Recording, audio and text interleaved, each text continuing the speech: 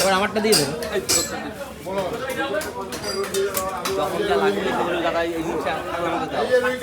ভাই দেশি তো বাচ্চা খাবে কিন্তু একদম 8 মাসের বাচ্চা খাবে।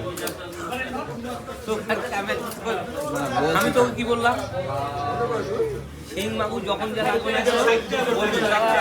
এই জিনিসে থাকলাম না কোনো তোর কিছু বলতে হবে না, খালি বলবে আমাকে আমাকে এই বাচ্চা আমি তো তোকে তুই বলার আগে তো আমি হাত দিয়ে তোকে দিয়ে দেখি। হ্যাঁ